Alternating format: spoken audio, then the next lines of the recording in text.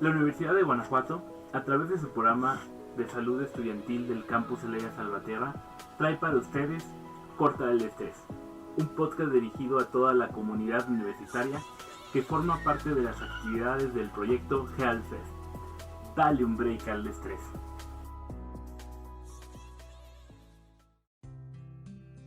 Hola a todos, mi nombre es Karina González y soy psicóloga clínica. El día de hoy traigo para ustedes un tema que de por sí es bastante relevante. Actualmente es aún más significativo, pues estamos viviendo una situación social que para muchos es nueva y que representa un impacto en la sociedad.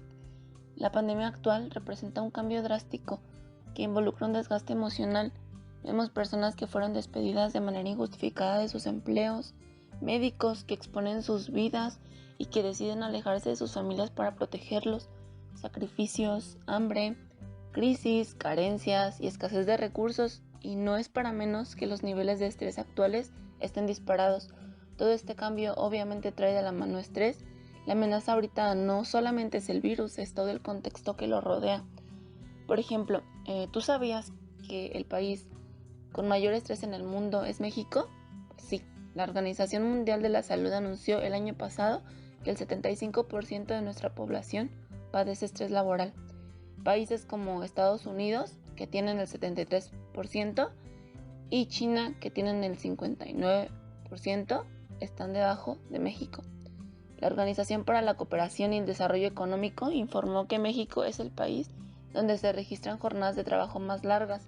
Las personas trabajan en promedio 2.557 horas, por encima de la media internacional, que es 1.759 horas, razón por la cual el 23 de octubre del 2019 entró en vigor la NOM 035 de la Secretaría de Trabajo y Previsión Social con el objetivo de establecer elementos para identificar y prevenir los factores de riesgo psicosocial, así como promover un entorno laboral favorable en los centros de trabajo. Todo esto viene a colación porque el día de hoy les voy a hablar de las consecuencias físicas y psicológicas asociadas con el estrés. Espero que les sea de utilidad la información que les recopilé. Y bueno, pues me gustaría empezar por retomar el concepto de estrés. Piensa unos segundos en algún momento que te haya sido estresante. Trata de concentrarte en detalles. ¿Qué sentías? ¿Qué pensabas? ¿Qué hacías? ¿Qué provocó ese estrés? ¿Qué tan intenso era? ¿Era algo tolerable o no lo era? Ahora piensa en esa sensación. ¿Qué te dejó el evocar ese recuerdo? ¿Qué siente tu cuerpo? Hay por ahí un hueco, un nudo en el estómago, hay sequedad de la garganta, dolor de cabeza. Trata de recordar esa sensación y ahora trasládala a tu día a día. ¿Qué tan frecuente tienes esa sensación? Ahora que ya tienes esa sensación en la mente y que ya identificas qué es lo que te provocó, ya tienes una noción preliminar sobre el estrés en tu vida y podemos comenzar con la parte informativa. Entendamos que el estrés es una respuesta natural del cuerpo ante una situación o un estímulo amenazante que no sobreviene de modo repentino. El ser humano está dotado de la capacidad para detectar señales que nos indican peligro y cuando las detecta prepara el cuerpo para dos respuestas, la lucha o la huida. Este proceso de estrés va a constar de 3 etapas. La primera es la fase de alarma. En esta existe un aviso sobre la presencia de un agente estresante que se va a acompañar de reacciones fisiológicas, las cuales advierten al propio afectado sobre las dos resoluciones que ya les mencionaba, o luchar o huir. Estos eventos productores de esta alarma pueden ser únicos o pueden ser polimorfos. ¿A qué me refiero? Únicos cuando solo hay una amenaza estresante, por ejemplo, solo pensar en si voy a pasar o no voy a pasar un examen, o de naturaleza polimorfa cuando tengo varias fuentes de estrés, por ejemplo, pensar que tengo que pagar la renta, la comida, la colegiatura, que tengo un sinfín de deudas que pagar y no tengo el dinero. Cuando este estrés se extiende más allá de esta fase de alarma, la persona entra en la fase de resistencia. Básicamente consta de mantener la etapa de alarma y reforzarla con pensamiento. Entonces empezamos a enfrascarnos en la idea con mayor intensidad y las sensaciones se van a incrementar. Tras pasar esta fase de resistencia surge la etapa de agotamiento. Esta fase es la fase terminal del estrés y se va a caracterizar por fatiga, por ansiedad y por depresión. Es esta la fase resolutiva, es donde va a aparecer la descarga emocional más importante. Salir de esta fase va a requerir un gran esfuerzo. En la mayoría de los casos se ocupa de apoyo familiar y de especialistas de la salud. Entonces, cuando se trata de fases preliminares como la de la alarma o la fase de resistencia, la persona misma puede orientar su propia acción para prevenir una situación terminal del estrés. Si vemos, la fase de alarma es la fase más importante, porque ahí es cuando podemos hacer una intervención oportuna sin tener que llegar a las consecuencias como las que ya les mencioné y algunas otras que ya veremos a continuación. El ser humano posee un sistema de alarma que es complejo, pero es eficaz, y este va a avisar a los diversos sectores del organismo cuando hay peligros del exterior. Al activarse este mecanismo, cuando las glándulas, los órganos y los músculos se preparan para la defensa o la huida, aparece el estrés. Las alarmas nos alertan de una emergencia, nos permiten actuar cuando es necesario. Sin embargo, como cualquier sistema, las alarmas pierden su utilidad cuando se usan de manera inadecuada o cuando se abusa de él. Me gustaría que pensaran en esta analogía. Piensa que tu cuerpo es un refrigerador, uno no tan moderno, que no tiene integrado un regulador de corriente, que ocupa un regulador externo. Entonces, cada vez que hay un bajón de luz o una descarga eléctrica, el sistema se interrumpe abruptamente. El sistema se ve afectado ligeramente, pero sus fallas no son tan significativas esa primera vez. Sin embargo, si constantemente se ve sometido a estos fenómenos, empieza a deteriorarse. Empezamos a ver fallas evidentes, empieza a enfriar menos, ya no congela, aunque desde un principio haya tenido fallas internas.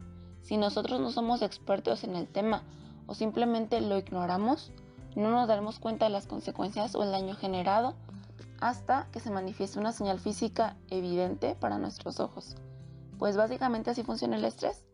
Todos lo tenemos, pero si esto es esporádico, si tenemos conocimiento de su manejo, si aplicamos técnicas correctivas y preventivas, no tenemos que llegar al punto de generar manifestaciones físicas o consecuencias evidentes para el ojo humano.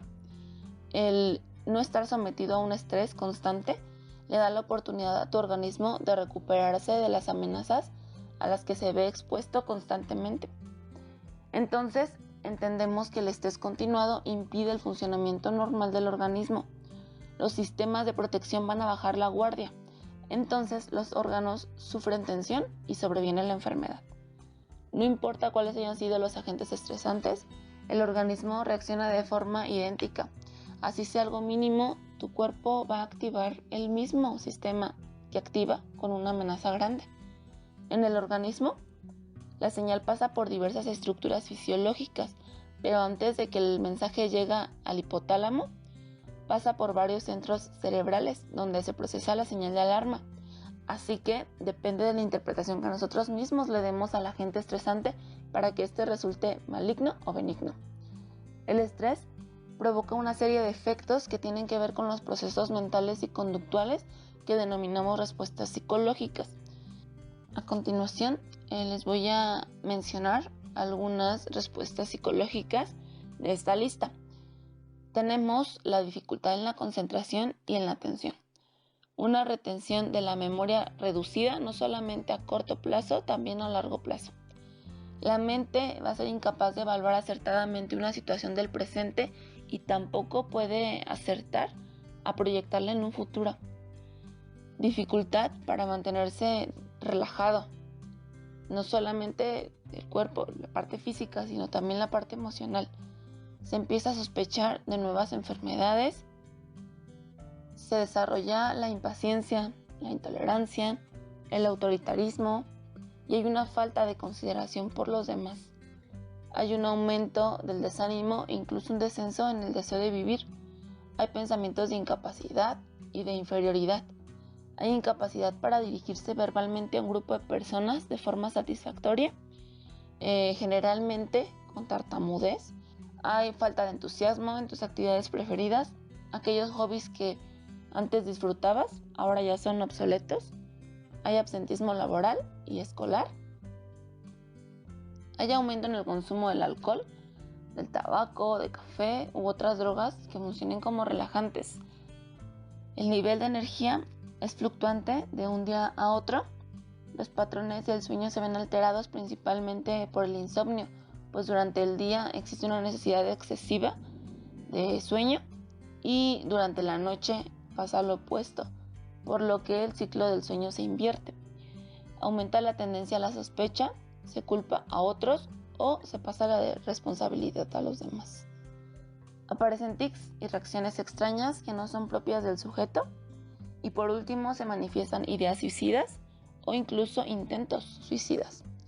Dentro del área cognitiva, las más comunes están asociadas con la dificultad para concentrarse y con la pérdida de la memoria, la capacidad de razonar, de resolver problemas, de emitir un juicio, de sentirse bloqueado y no saber ni cómo reaccionar frente a una amenaza inesperada o poco habitual. Continuando con la misma línea, profundizaré un poco en algunas de las reacciones del organismo frente al estrés.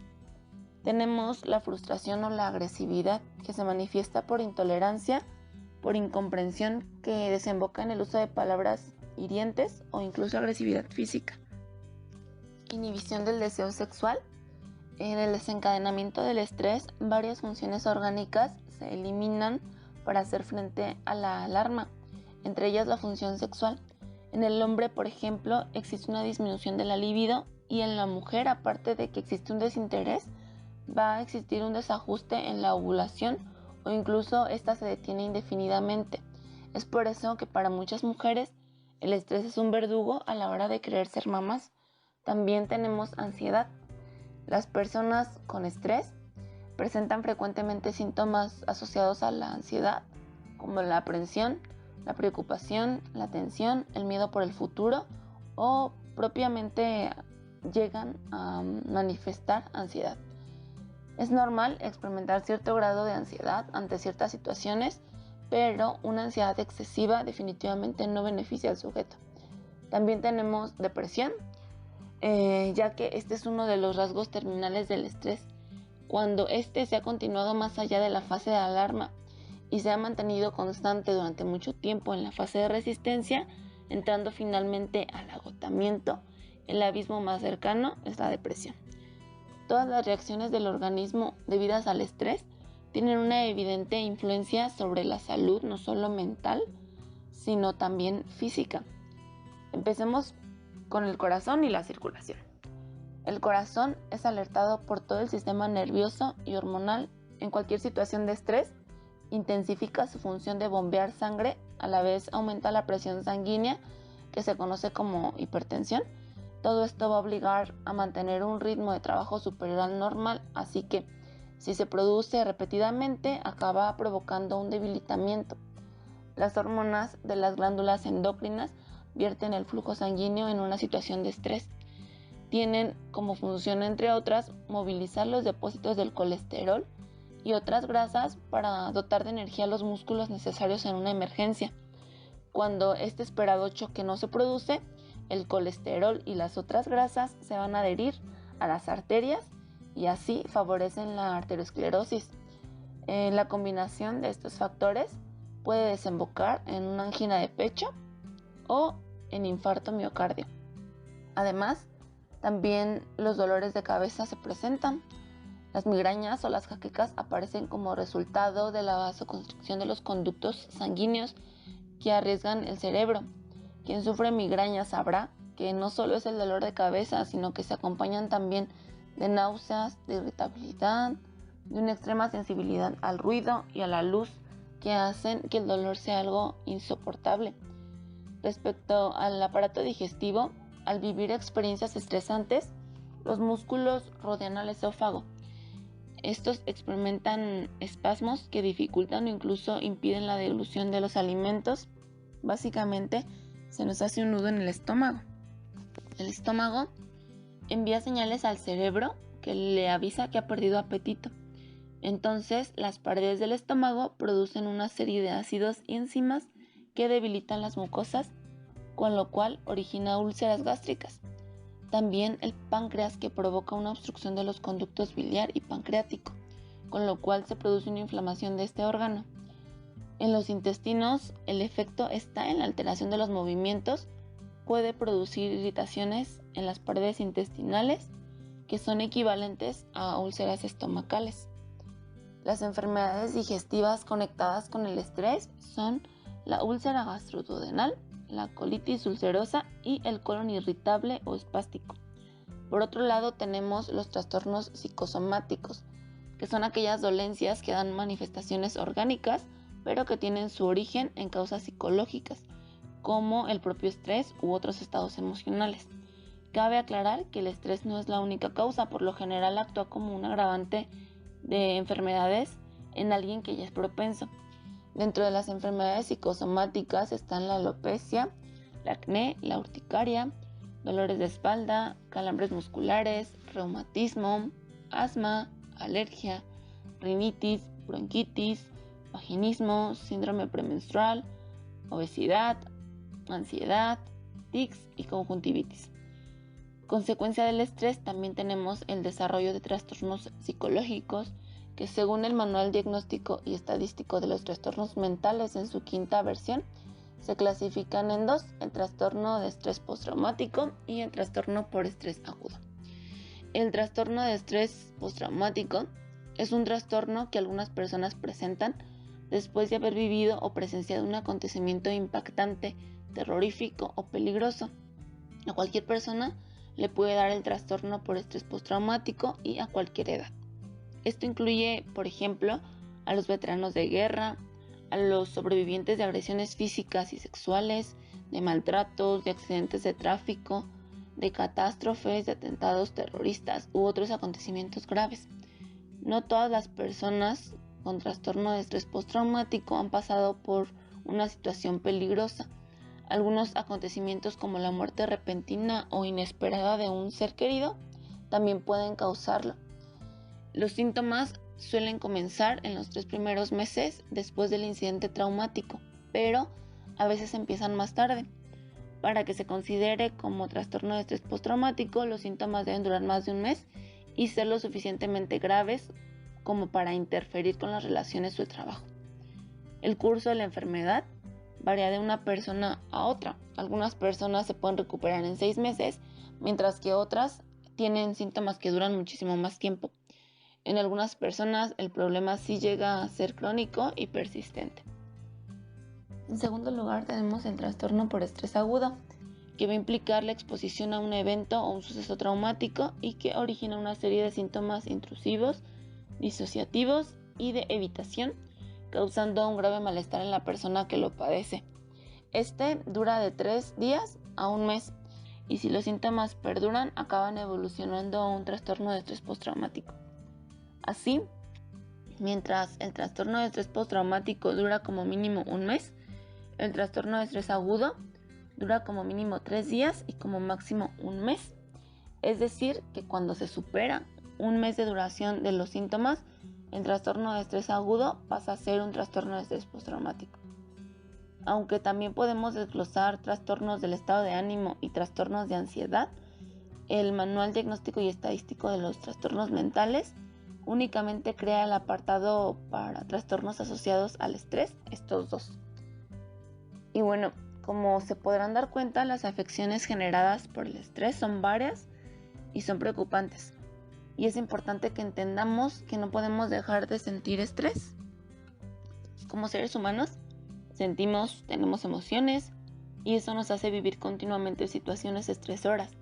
Pero sí podemos manejar nuestras respuestas ante el estrés. Sí podemos conocer cómo reaccionamos ante estas situaciones y prevenir que desencadenen en otras patologías. Como seres humanos tendemos a preocuparnos por el pasado, por el presente y el futuro, y eso nos vuelve más vulnerables a sentirnos tensos por situaciones que incluso no se hallan presentes. Identificar las señales de alarma antes de que trasciendan por medio de la identificación de frustraciones es de gran utilidad, así como también tener en cuenta si mi estrés se genera a raíz de la incompatibilidad con otras personas, con fallas en tareas o que las cosas no me salgan como yo espero, que tenga yo una personalidad tendiente a la frustración, que me sienta incompetente, que sea deficiente en mi planificación, que no me esfuerce lo suficiente o que me falte motivación. Si yo conozco qué es lo que provoca mi estrés, puedo anticiparme a la amenaza y detener en la fase de alarma sin que trascienda. Es importante saber que cuando alguien está frustrado, se obstina, evita, agrede o abandona. Las frustraciones requieren un análisis y una toma de decisión encauzada a desmontar los obstáculos con paciencia y con determinación. Si bien es necesario que ante cualquier proyecto o trabajo a realizar exista una cierta tensión que sirva de estímulo para alcanzar un buen rendimiento, cuando la tensión es superior a la que nosotros podemos soportar, nos estresamos y el rendimiento baja. La situación puede devenir en consecuencias desagradables. Si tú te identificaste con algo de lo expuesto o consideras que alguien más puede hacer uso de esta información, me gustaría dejarte una serie de recomendaciones generales, pues cada caso es específico y lo ideal sería que acudieras con algún profesional de la salud para obtener una valoración y atención personalizada. Cada vez que algo te estrese, trata de profundizar en el origen de tu pensamiento. ¿Qué originó que te sintieras tan estresado? El rastrear el pensamiento nos ayuda a conocernos, identificar qué nos provoca estrés y anticiparnos. Realiza actividades que favorezcan la canalización del estrés.